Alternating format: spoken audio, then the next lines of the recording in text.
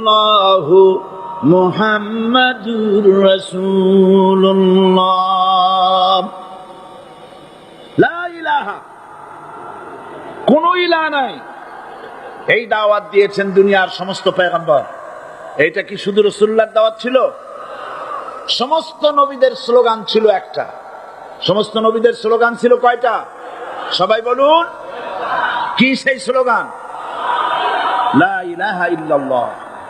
কোরআন শরীফের ভিতরে ইলাহ শব্দ 147 বার এসেছে। লা ইলাহার অর্থ যদি এই হয়, কোন উপাস্য নাই আল্লাহ ছাড়া, কোন মাবুদ নাই আল্লাহ ছাড়া, মুহাম্মদ সাল্লাল্লাহু আলাইহি ওয়াসাল্লাম আল্লাহর প্রেরিত রাসূল, তাহলে তো এত ঝঞ্ঝাট হওয়ার কথা ছিল না। আপনারা বলেন, নবীরা যখনই এই দাওয়াত দিয়েছেন লা ইলাহা ইল্লাল্লাহ, তখন সংঘর্ষ হয়েছে কিনা? হয়েছে কিনা? বাধা আসছে কিনা? তাহলে এই কথাটা কি, যার কারণে এরকমের বাধা আসে? লা ইলাহা ইল্লাল্লাহ, এর চাইতে বিপ্লবাত্মক, এর চাইতে রিভলিউশন সৃষ্টিকারী কথা আল্লাহর আকাশের নিচে জমিনের উপরে আর একটাও হতে পারে না। লা ইলাহা ইল্লাল্লাহ। ইলাহ শব্দের অর্থ শুধু উপাস্য আর মাবুদ নয়। ইলাহ শব্দের অর্থ হচ্ছে আইনদাতা, ইলাহ শব্দের অর্থ হচ্ছে শাসনকর্তা, ইলাহ শব্দের অর্থ হচ্ছে বিধানদাতা। তো লা ইলাহা যখন একটি লোক ঘোষণা করে, তার অর্থ দাঁড়ায় কোনো আইনদাতা নাই, বিধানদাতা নাই, শাসনকর্তা নাই, কারো আইন মানি না, বিধান মানি না, শাসন মানি না, আল্লাহ ছাড়া। কে ছাড়া? আল্লাহ ছাড়া। এই কালেমার দাওয়াত যখন পয়গম্বরেরা দিয়েছেন, তখন 3 শ্রেণীর লোকেরা বাধা দিয়েছে। বলেন কয় শ্রেণী? সবাই বলেন। 3 শ্রেণীর লোকেরা বাধা দিয়েছে। লক্ষ্য করুন। 1 নম্বরে বাধা দিয়েছে রাষ্ট্র শক্তি। 1 নম্বরে বাধা দিল কারা? 2 নম্বরে বাধা দিয়েছে ধনাঢ্য ব্যক্তিবর্গ। 3 নম্বরে বাধা দিয়েছে যারা কায়েমি স্বার্থবাদী ধর্মীয় শক্তি। এই 3টি শ্রেণী সমস্ত নবীদেরকে বাধা দিয়েছে। সেই বাধা অতীতে যারা দিত, এখন আর দেয় না নাকি? এখনো দেয়। দেখুন, এই কালেমার দাওয়াত হযরতে মূসা আলাইহিস সালামকে যেদিন আল্লাহ পাক প্রথম ওহী দিলেন, এই দাওয়াত শুধু রাসূল দেন নাই। আল্লাহ পাক বলছেন প্রত্যেক নবী তার জাতিকে এই দাওয়াত দিয়েছেন। কি?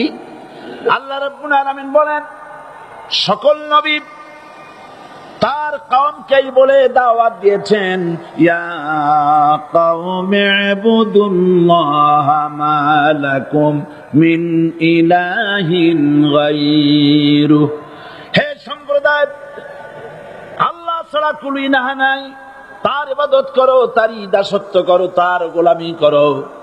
আল্লাহ পাক মূসা আলাইহিস সালামকে যখন নবুয়ত দিলেন, প্রথম যে ওহী এলো, প্রথম ওহীটাই ছিল ইন্নানি আনাল্লাহ লা ইলাহা ইল্লা আনা ফা'বুদনি ওয়া আকিমিস সালাতা লিযিকরি।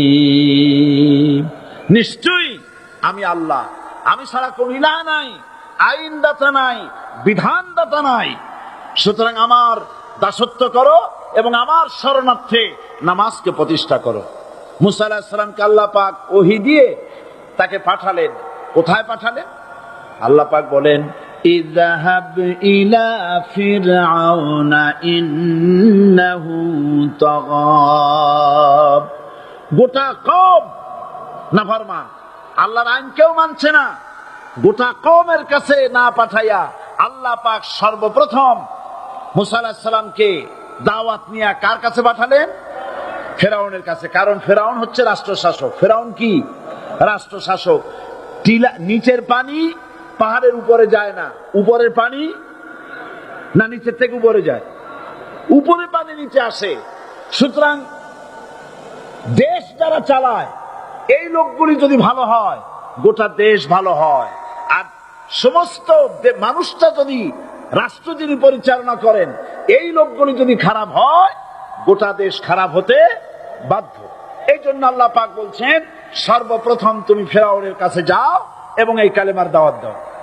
হযরতে মূসা আলাইহিস সালাম ফেরাউনের কাছে গেলেন আর দাওয়াত দিলেন, ফেরাউন পড়ে নাও লা ইলাহা ইল্লাল্লাহ।